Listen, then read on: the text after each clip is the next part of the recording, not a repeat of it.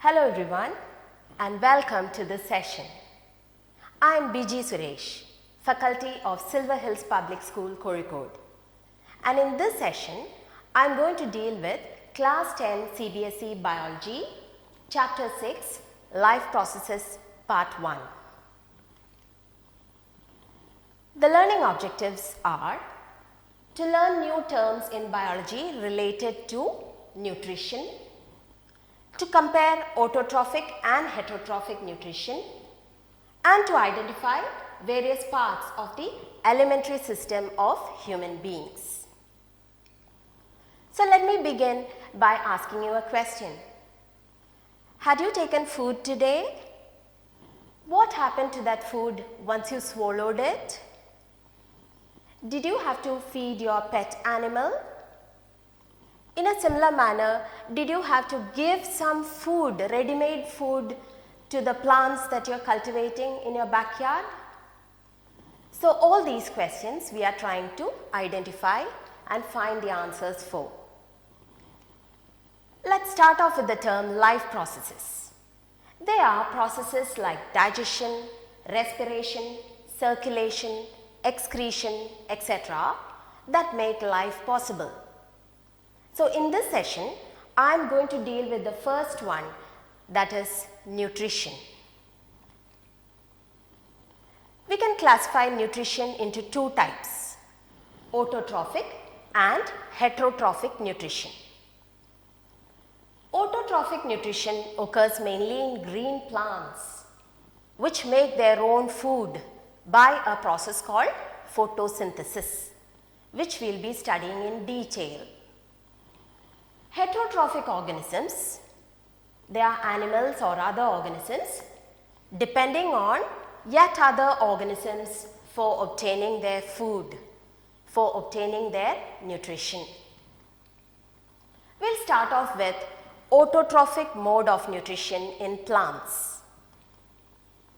So green plants, they make their own food in the presence of sunlight. Which are the main events of photosynthesis? These.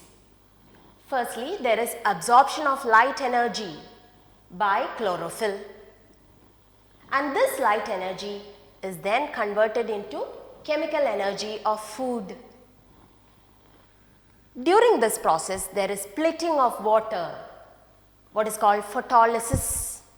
Photo means light, lysis means breaking. So breaking of water into hydrogen and oxygen. Reduction of carbon dioxide to carbohydrates. So these are the main events that happen during photosynthesis. So over here you can see a green plant is ready to photosynthesize. So it has to capture energy. Energy comes from the sun. The solar energy is trapped as packets called photons. That trapping is done by a green pigment called chlorophyll. And then the two raw materials needed for photosynthesis are carbon dioxide and water. Carbon dioxide is got from the atmosphere. It is taken up by the leaves.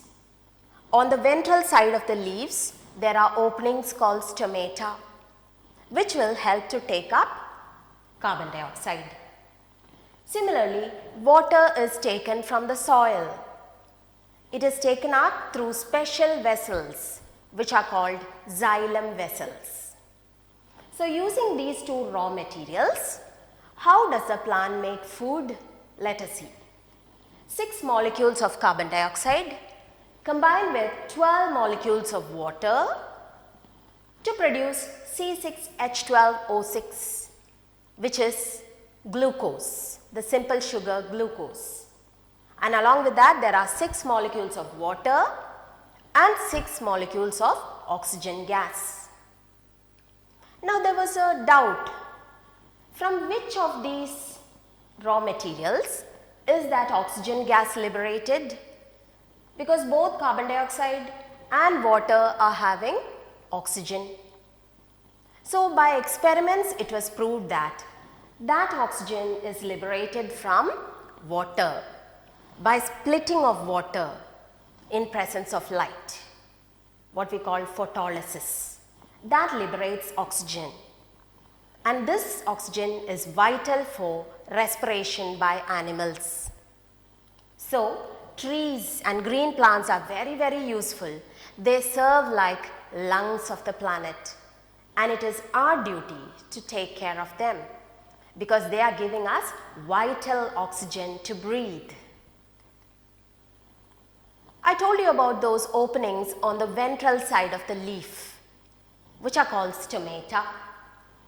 So when viewed in a lab under a microscope, they appear like this. In dicots, the opening is guarded by two guard cells which are kidney shaped or bean shaped. Whereas in monocot, you will find those guard cells are dumbbell shaped. An enlarged view of a single stoma appears like that. I think you would have identified that it is a dicot. Here the stoma is closed and sometimes it may be open. Now here's an experiment to prove that carbon dioxide is essential for photosynthesis. You know, starch is the product of photosynthesis, and to test for starch, the solution used generally is iodine solution. Iodine solution appears to be a brown one, and here in this test tube I have taken starch. So when you mix a few drops of iodine solution with starch, if a blue-black color develops here, that shows the positive test for starch. It is indicative that starch is present. But if there is no starch, then that blue-black color will not appear. It will remain brownish only. So we start off the experiment like this. We have to take a potted plant and de-starch it. Remove all the starch in it. How can that be done? Easily by keeping that potted plant in a dark room for around 3 days. So during that time, whichever starch is there in the plant will be utilized by the plant. And in the experimental setup 1, we are using KOH, potassium hydroxide also, to absorb carbon dioxide. So let us see the setup. Here we have that potted plant which was kept in a dark room for 3 days, a de-starched potted plant. We have kept it on a glass plate and then covered it with a bell jar. Can you see?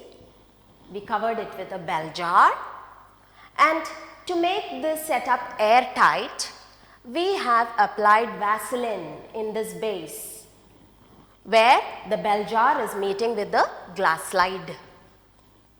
And since it is experiment 1, I told you a little KOH is kept in the setup. This is to absorb any carbon dioxide which is there inside the bell jar.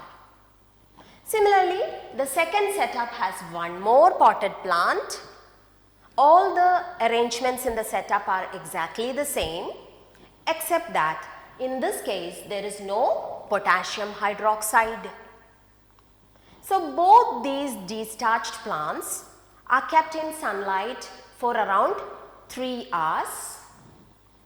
Then they are subjected to starch test. So what is the result? We find that only the leaves of the second plant were able to manufacture starch. The second setup where we did not use potassium hydroxide. In the first setup, the plant was unable to do proper photosynthesis because carbon dioxide is one of the raw materials and that was absent because it was absorbed by KOH, which was kept there in a petri dish. So that experiment proved that carbon dioxide is essential for photosynthesis. Now a different experiment to show that light is essential for photosynthesis. Again, we have to take another destarch plant. We had kept that plant in total darkness for around 3 days.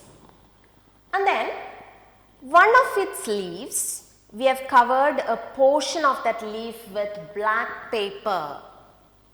So where it is covered with black paper, the leaf will not be exposed to sunlight. That black paper will block the sunlight. And after doing this setup, we are keeping that potted plant in sunlight for around 4 hours to do photosynthesis. And after those 4 hours, we pluck that leaf. You can see a portion of the leaf was covered with black paper. We remove the black paper, and when we subject this leaf to starch test, interestingly, we find that positive blue-black color appears only in the areas which were not covered by the black paper. And see what happened here in that area which was covered with black paper. It is showing the negative starch test. So this experiment proves that light is also essential for photosynthesis. Even the green pigment, chlorophyll, is essential for photosynthesis. So to prove this, we are taking another potted plant with variegated leaves like this. Certain parts are green and certain parts of this variegated leaf are yellow.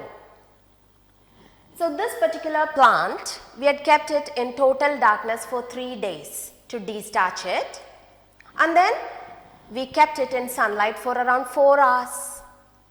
And after that, when we did the starch test, look what is the result. It is self-explanatory. Only those areas which were green have turned blue-black, showing that the green parts only can do photosynthesis. Now moving on to heterotrophic nutrition. Hetero means others. So depending on other organisms for getting their nourishment. Let us see various types. We start off with parasitic nutrition. A parasite is an organism which lives either on an animal, on the body, or inside the body of another animal, or could be plant also. And that second animal is called the host. So the parasite depends on the host for deriving all its nutrition.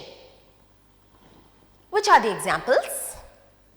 Cuscuta, ticks, lice, leeches, tapeworms, etc. Here's a picture of a parasitic plant, Cuscuta, which is growing on another plant. Look at it.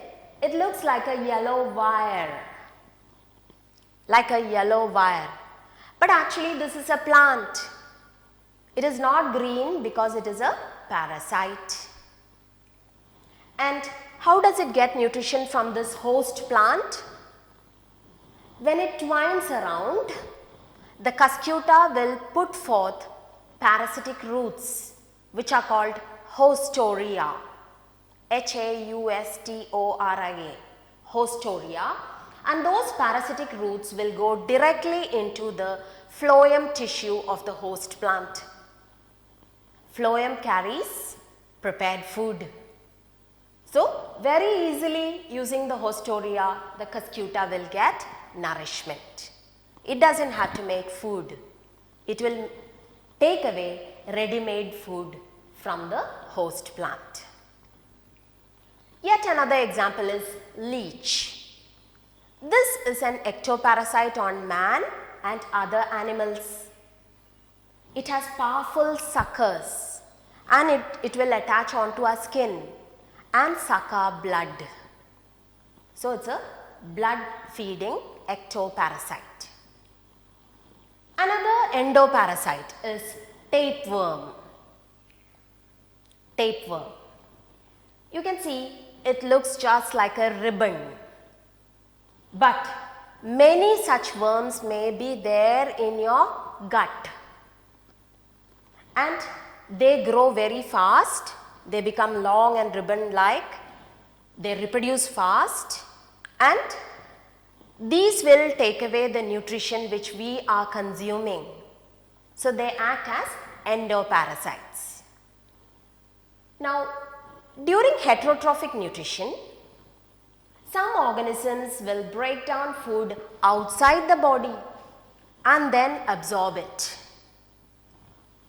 Good examples are yeast, mushroom and bread mold. So here's a picture of a mushroom. It will break food outside the body and then absorb it.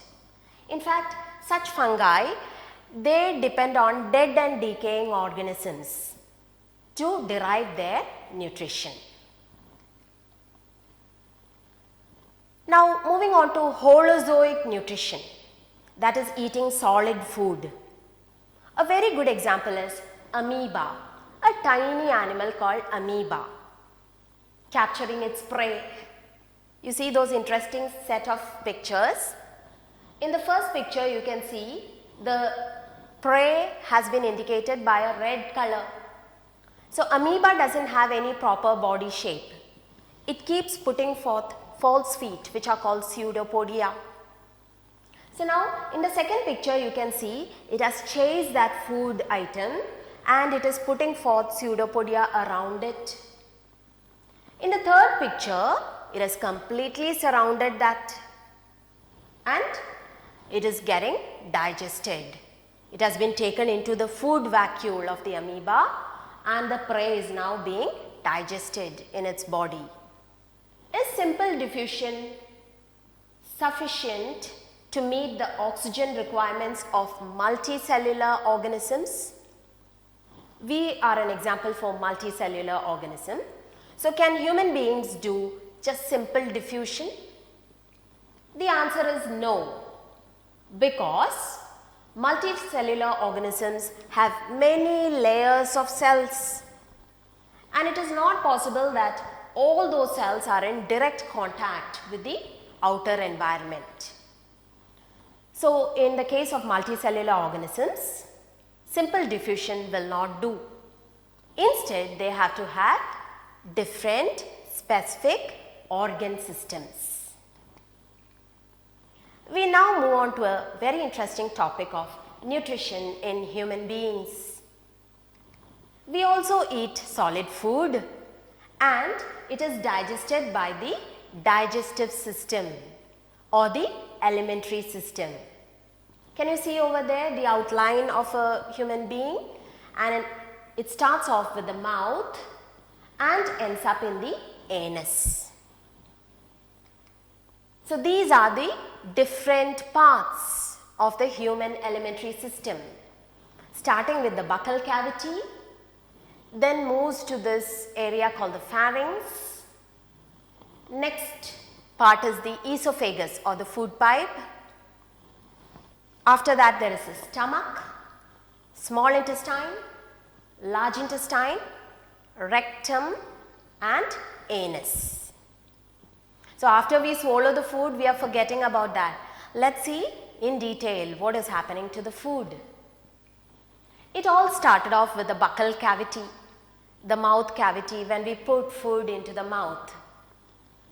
So over here you can see there's a tongue and the teeth. Tongue will help to move food from side to side. It also has taste buds which help to taste the food.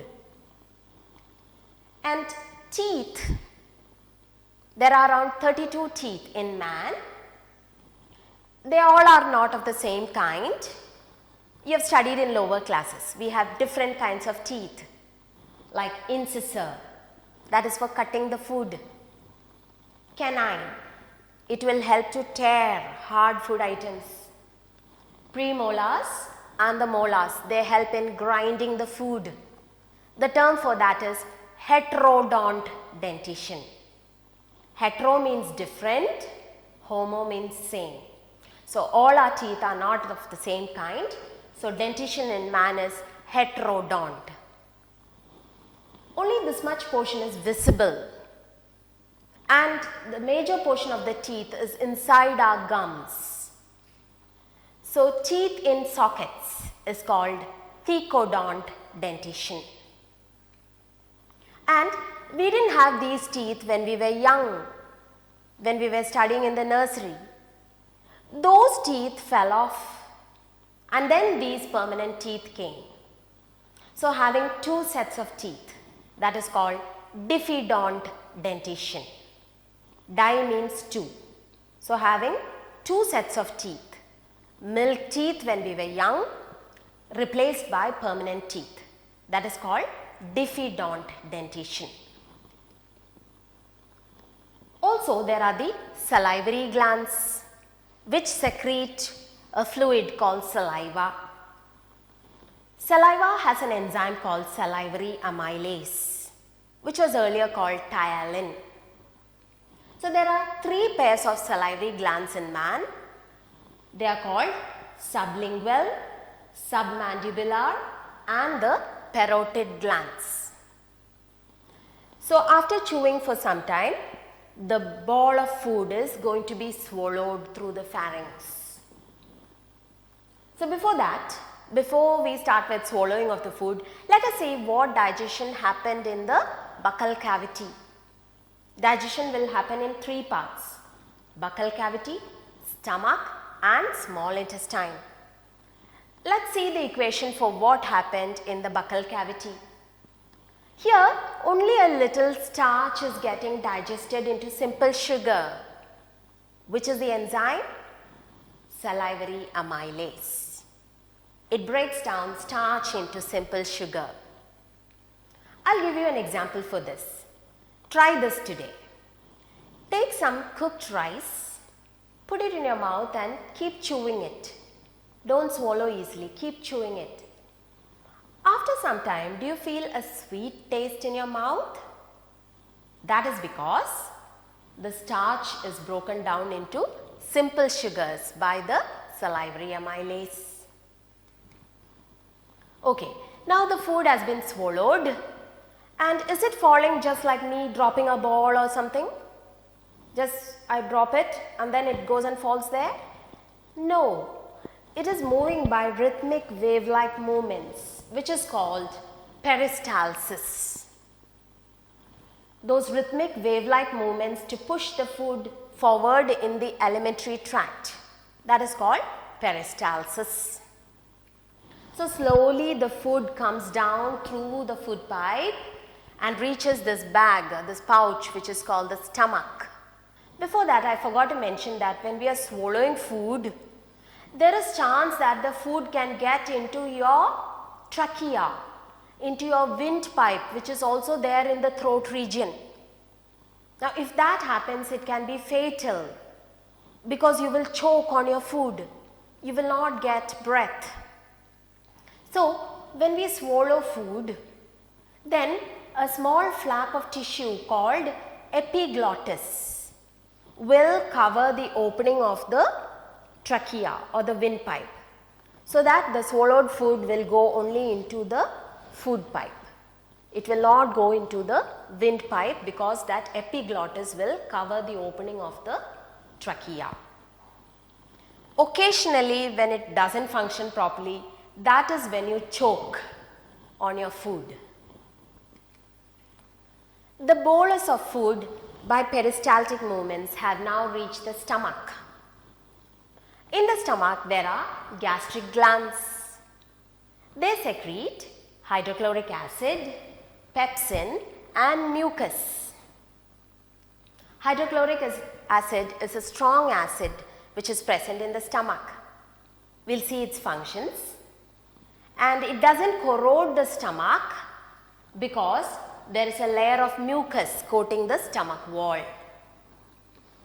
Pepsin is a protein digesting enzyme, and it is secreted in the inactive form as pepsinogen. The reason being, in the absence of food, if it is secreted in the active pepsin form, it can digest away your own stomach, your own body. So, it is generally secreted as inactive form called pepsinogen and later on activated when there is food in the stomach. So, mucus protects stomach wall from HCl. The stomach looks like a muscular bag where the food remains for 3-4 hours. One part is connected to the food pipe and the other part is connected to the duodenum. Why should there be acid in your stomach? It is very, very important because it is this acid which will activate pepsinogen. The inactive pepsinogen can be made active pepsin. Secondly, it gives an acidic medium for pepsin to act. Only in that optimum pH, acidic pH, will pepsin be able to easily break down proteins. And the third function is obvious. It will kill any microbes that have unknowingly entered into your stomach through the food. So, it is giving you some protection also. Let us see the digestion which is happening in the stomach. Look at the equation. Proteins, not fully, some amount of proteins are getting digested into amino acids. And which is the enzyme? Pepsin. Now, after remaining for 3-4 hours in the stomach and being digested, that semi-digested food which is called chyme, CHYME, chyme, will now pass into the small intestine where digestion has to be completed. Even absorption has to be completed, because if the food passes on to the next part which is the large intestine, then no more can it be absorbed. So, both digestion and absorption has to be completed in the small intestine through finger-like structures called villi. So, here is a figure of the small intestine. It is a very, very long part having 3 different parts in fact: duodenum, jejunum and ileum. Duodenum is that first small C-shaped part which was attached to the stomach. Following that, there is a long jejunum, and the last part called ileum will then join to the large intestine. So, what are villi? There are numerous finger-like structures in the inner wall of the small intestine, which will greatly increase the surface area for both digestion and absorption. Certain glands like liver and pancreas also give their secretions into the first part, duodenum part, through a common bile duct. So, liver secretes bile, very, very important, bile. And liver can only secrete bile, it cannot store it. It is stored in this green structure called the gallbladder. Similarly, the other gland is pancreas. Pancreas will secrete pancreatic juice. So, both bile from the liver and pancreatic juice from the pancreas will enter into the duodenum part. They help in digestion. We will be seeing the details. What are the functions of bile? Very, very important functions. It makes the acidic food coming from the stomach alkaline for the pancreatic enzymes to act. In the stomach, the HCl had made the food very much acidic. But as the food moves into the intestine, the enzymes there will act only at an optimum pH which is alkaline. So, that alkalinity is given by bile. Second and most important function, bile salts are very important for fat digestion because they help to emulsify fats.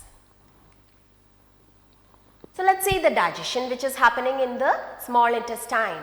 I told you complete digestion has to happen, whether it is carbohydrate, protein or fat. So the remaining carbohydrates are acted upon by pancreatic amylase and broken down to form simple sugars. Proteins are acted upon by trypsin, chymotrypsin, etc. and broken down into amino acids. But the digestion of fats is a little complex because fats won't easily mix with water. The bile salts will act on the fats, they will act on the large fat globules and break them down into micelles. Micelles are smaller fat particles which are water soluble. So, emulsification has happened. Once it gets emulsified, then fat digestion becomes easier. So, next the enzyme called lipase will act on fats and break them down into fatty acids and glycerol. After it was emulsified by bile salts, fats are acted upon by lipases and broken down into fatty acids and glycerol. Which of these two groups of animals have a longer small intestine? The answer is herbivores, because they eat grass and plant matter which is rich in cellulose. Cellulose is a complex carbohydrate which is very difficult to digest. It takes a long time to digest. So they have a longer small intestine. But carnivores eat meat which has proteins that are easier to digest. So in the case of carnivores like tiger, frog, etc., the small intestine is shorter. Now after digestion and absorption, the remaining part of the food goes into the large intestine or the colon. So here you can see this is the ascending colon, transverse colon, descending colon, and the last part of the large intestine, that is a rectum, where the fecal material can be stored and then it is given out through the anus. Here there is no digestion happening, no major absorption also happening, mainly water and such other things only will be absorbed over here, and the waste materials will be stored for some time in the rectum, given out through the anus. So let's summarize what we learned today. We learned that green plants are capable of doing photosynthesis. They make their own food by trapping light energy, and they combine the two raw materials, carbon dioxide and water. That carbon dioxide is reduced to form sugar, C6H12O6, and in this process oxygen gas is liberated. It is this energy which is stored by plants that is used by all other organisms, whether it is herbivores or carnivores. Carnivores also indirectly depend on plants. So the value that we learn from plants is about caring and sharing with everybody. Then we saw the digestive system of human beings and how complex it is. How in three parts the digestion is happening: in the buccal cavity, stomach and the small intestine, and how the small intestine is efficiently doing complete digestion plus absorption, because if the digestion is done but if it is not taken up by the body, then it is a waste. So very efficiently it is taken up into the bloodstream, and that food is then utilized for body building and all other processes of the body. Thank you very much.